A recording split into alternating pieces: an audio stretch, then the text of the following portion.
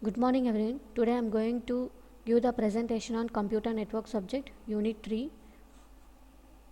So coming to the topic,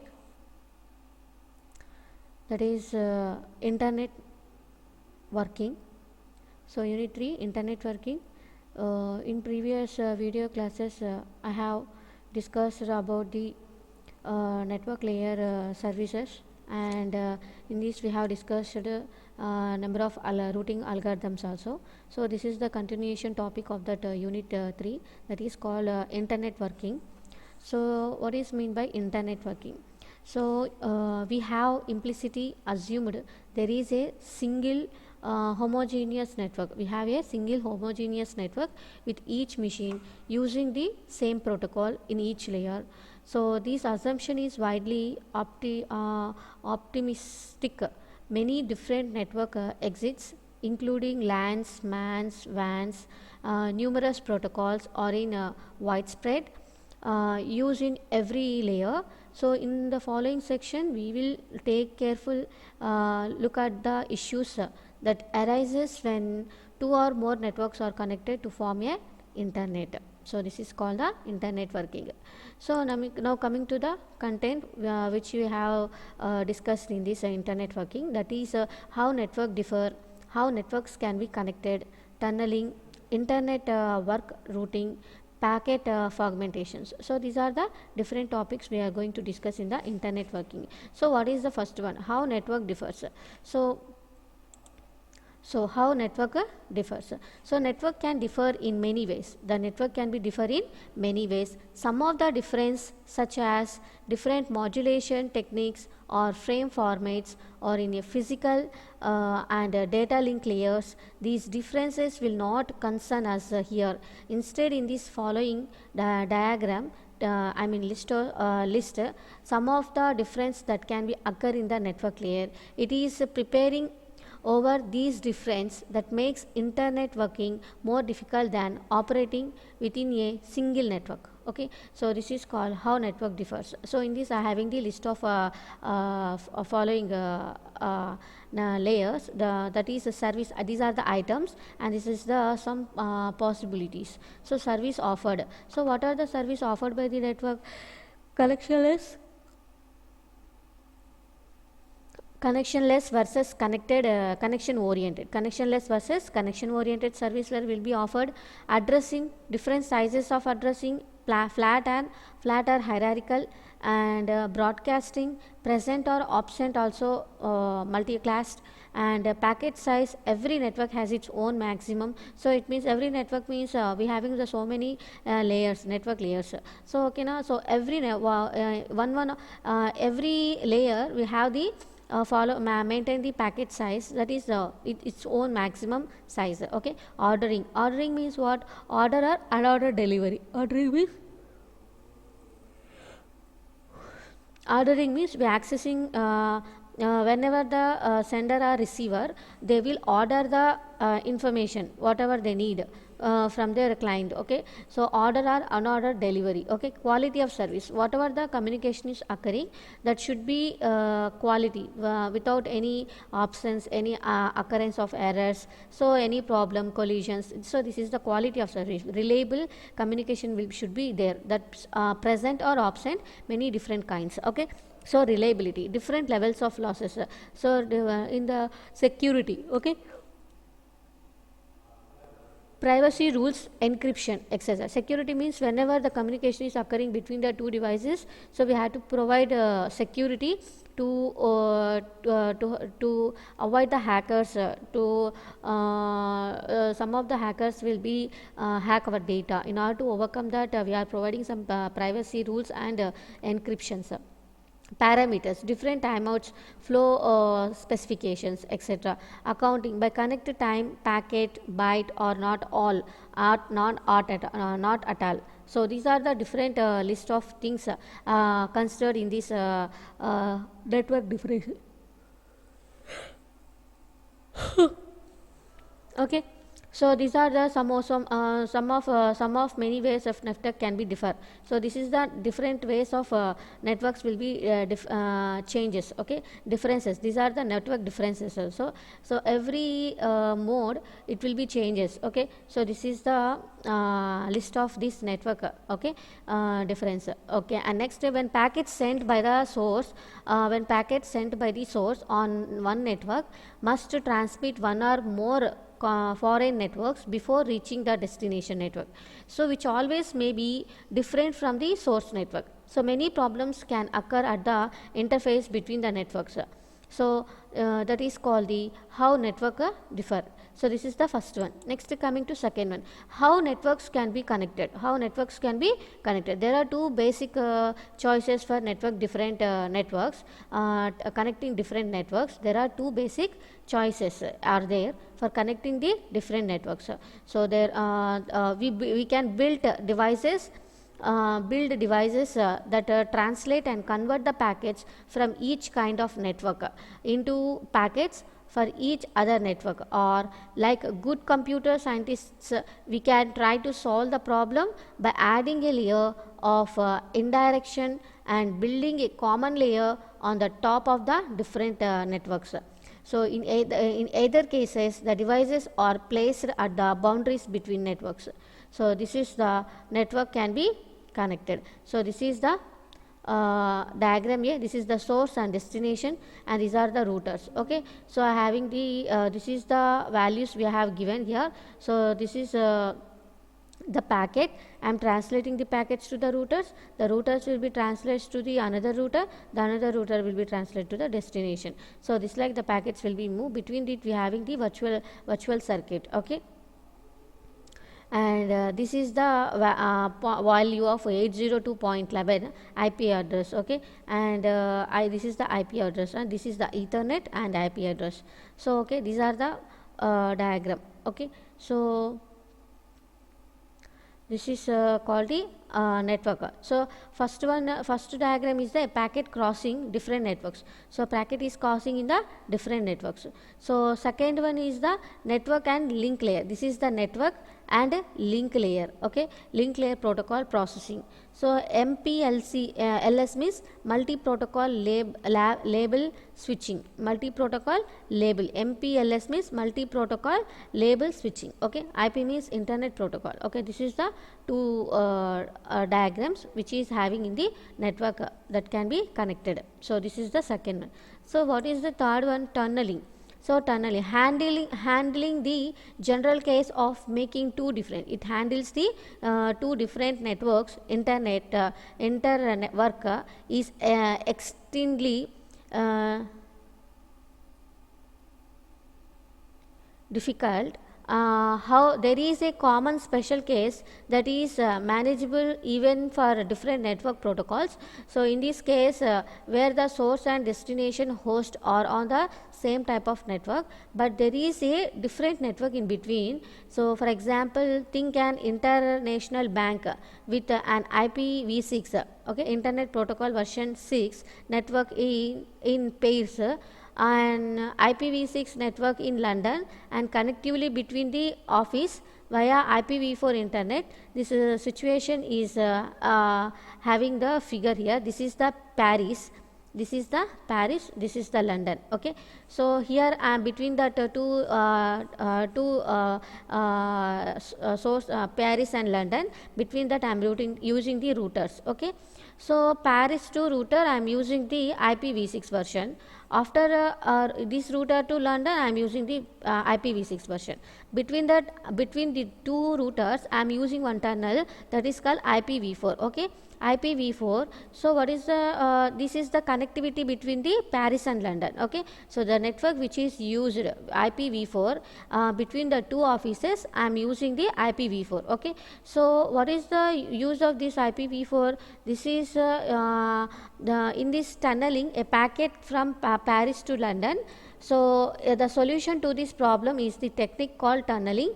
To send the IP packet to the host in the London office, a host in the Paris office constructs the packet containing the IPv6 address in London and sends it to the multi-protocol router that connects the Paris IPv6 network to the IPv4 internet.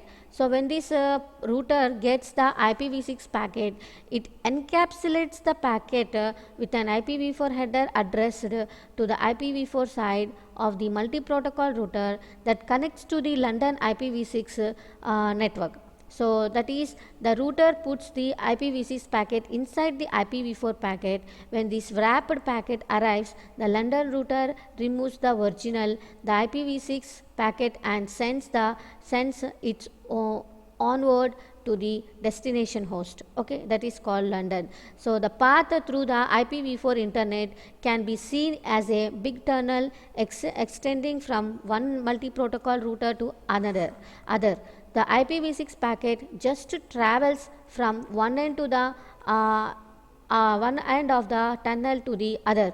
So it is a noise box. It does not have to worry about dealing with IPv4 at all. So neither do the host in the Paris or London. Only the multi-protocol routers have to understand both IPv4 and IPv6 packets. It affects the entire trip from one multi-protocol router to the other is like a hop over the single link.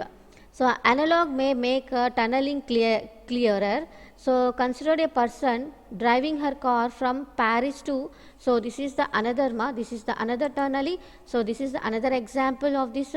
So analog tunneling clearer. So consider a person is driving a car from Paris to London within a France. So within a France.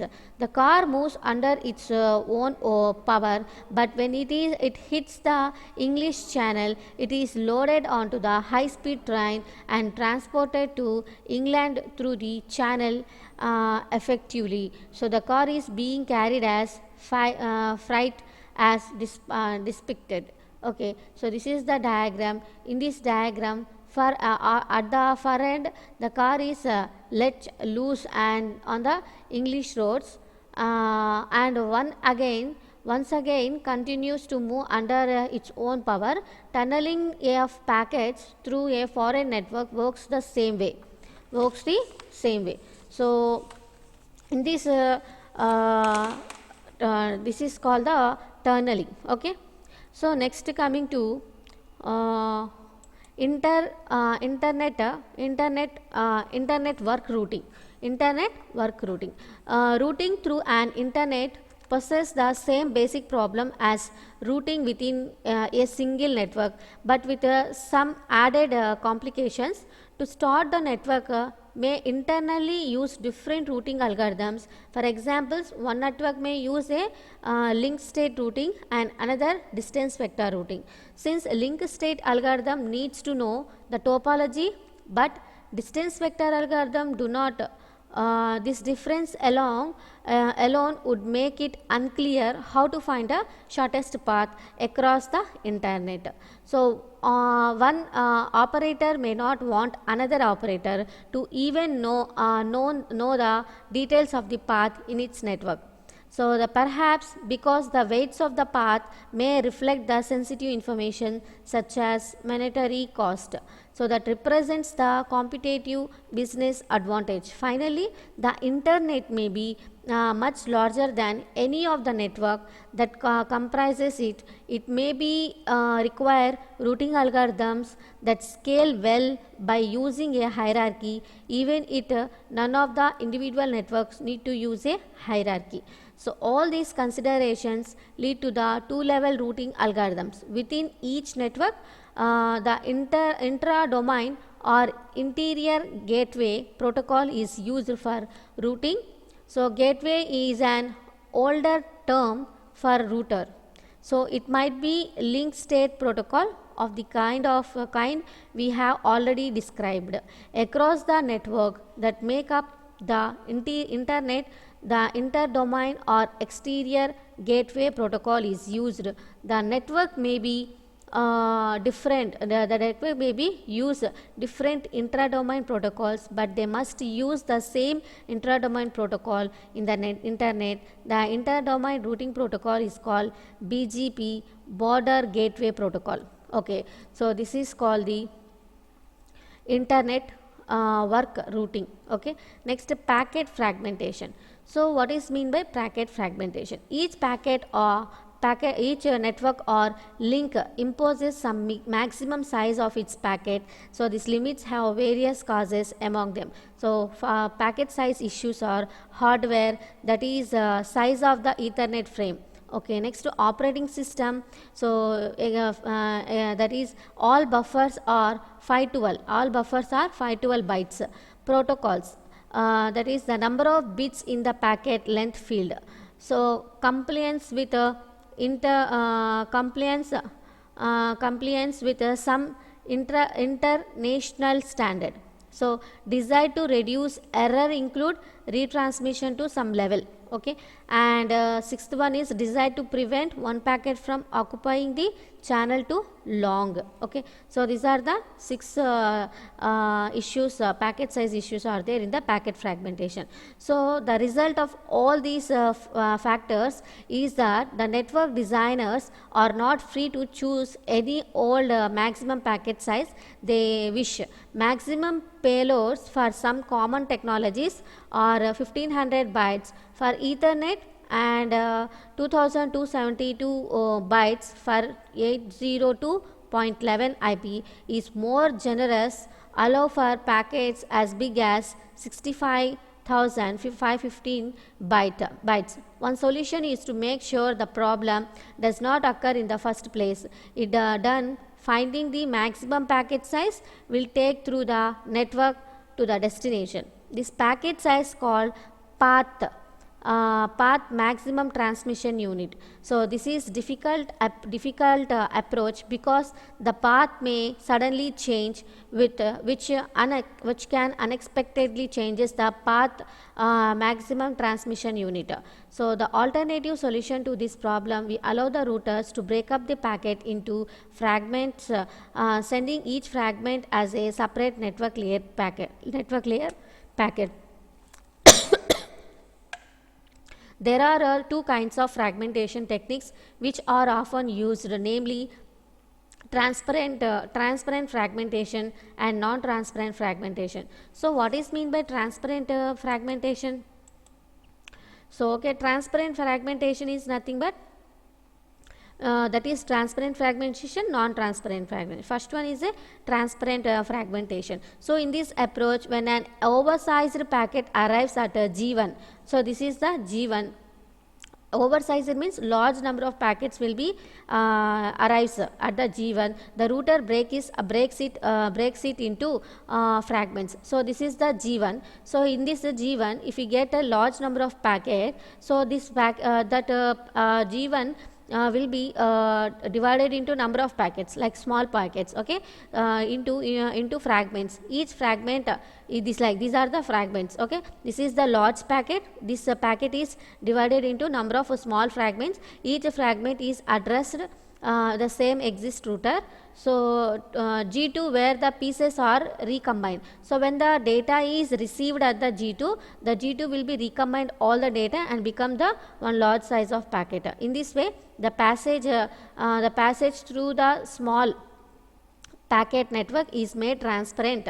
So subsequent networks are not even aware that fragmentation has occurred, as shown in this diagram. So here in this this is the network, this is the first one. What is mean by non-transparent transparent fragmentation? The other fragmentation strategy is to refrain from recombining the fragments at any intermediate routers. Okay, any intermediate routers.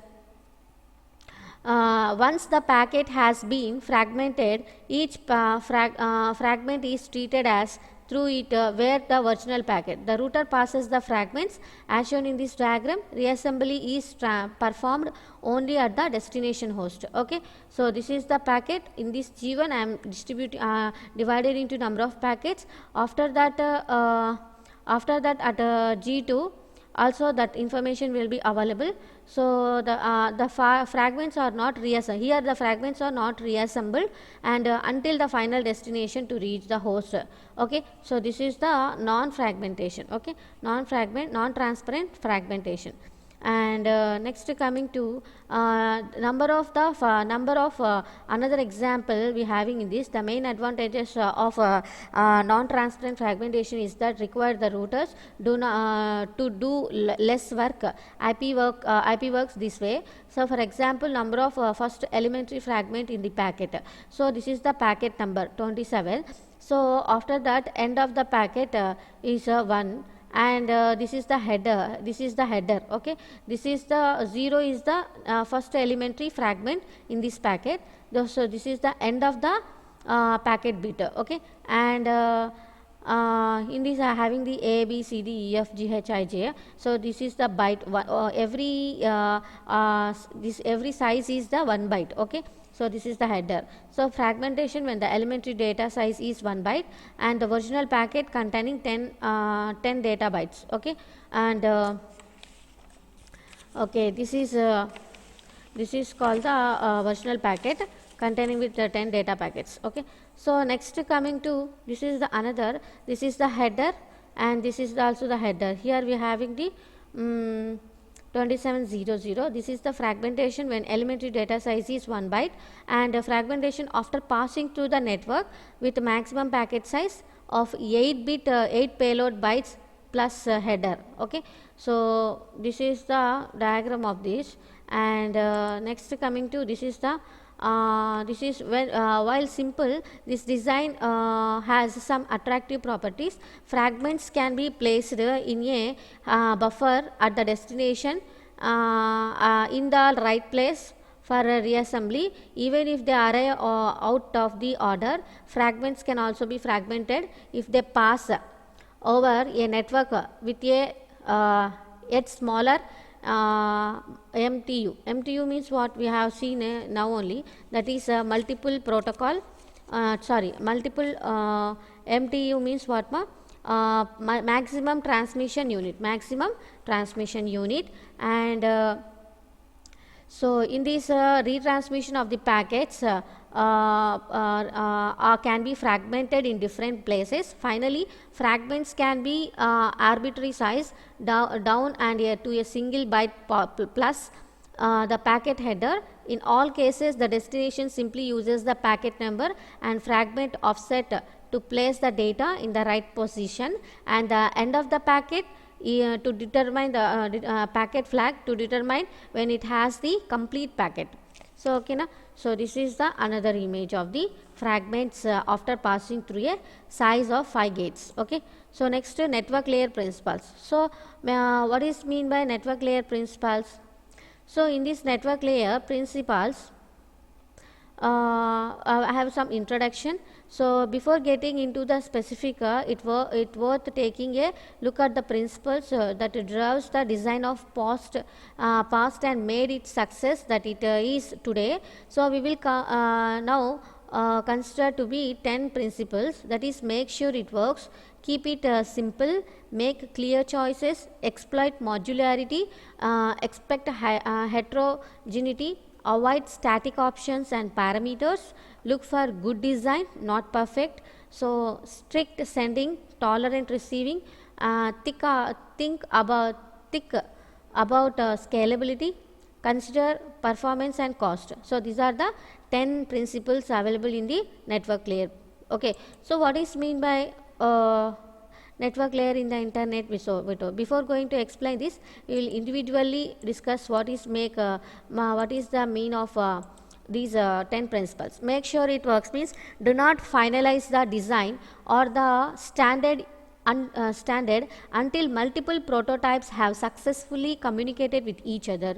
All designers first write the 1000-page standard, get it approved, then discover it is deeply flavored and does not work, then they write version 1.1 of the standard. This is not a way to do. Okay, so this is called make sure it works. So keep it simple. When in doubt, use the simplest solution. William of Ockham stated these principles in the 14th century, but in modern terms, fight features. If the features is not absolutely essential, leave it out, especially if the same effect can be achieved by combining other features. So this is called keep it simple. So make clear choices. If there are several ways for doing of doing the same thing, choose one. Having two or more ways to do the same thing is looking for trouble.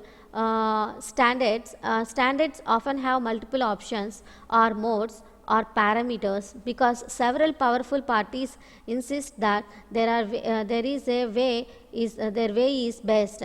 Designers should strongly resist this tendency. Just say no. Next one is exploit modularity. So this principle leads directly to the idea of the having protocol stacks. Each of the layer is independent of all other ones. In this way, if circumstances require one module or layer to be changed, the other one will not be affected. That is called fourth one. Next one is expect heterogeneity. So different types of hardware transmission facilities and applications will occur on any large network. To handle them, the network design must be simple, general and flexible. So this is called expect heterogeneity. Next, avoid static options and parameters. So if parameters are unavoidable, for example maximum packet size, it is best to have the sender and the receiver negotiate a value rather than defining fixed choices. So next, seventh one, look for good design. Now it need not to be perfect. Often the designer have a good design, but it cannot handle some wide special case. Rather than messing up the design, the designer should go with the good design and put the burden of working around it on the people with the strange requirements. So be strict when sending and tolerate when receiving. In other words, send only the packets that rigorously comply with the standards, but expect incoming packets that may not be fully conformate and try to deal with them. So eighth one is think about scalability. So if the system is handle billions of hosts and billions of users effectively, no centralized databases of any kind of tolerant and load must be spread as evenly as possible over the available resources. Next one, consider performance and cost. If a network has poor performance or outrageous cost, nobody will use it. Okay. So these are the 10 principles available in the network layer.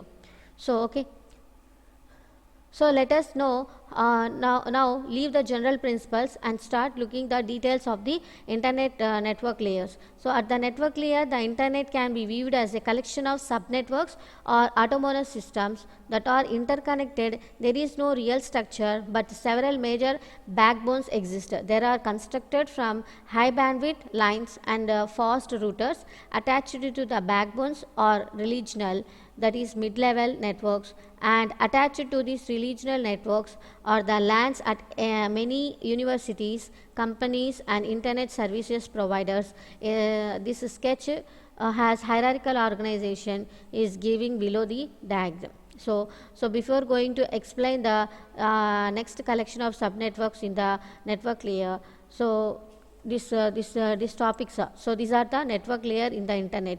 So and IP version 4 protocol, IP address, IP version 6, internet control protocols, and internet interior gateway routing protocol, OSPF, BGP, the exterior gateway routing protocol, IGMP, internet group management protocol. So these are the different things available in the network layer in the internet. So this topic will be discussed in the next video class and these are the topics we are having in this IP address and IP version v6, and these are the explanation of these topics, and these explanations will be discussed in the next video class So and in this we are having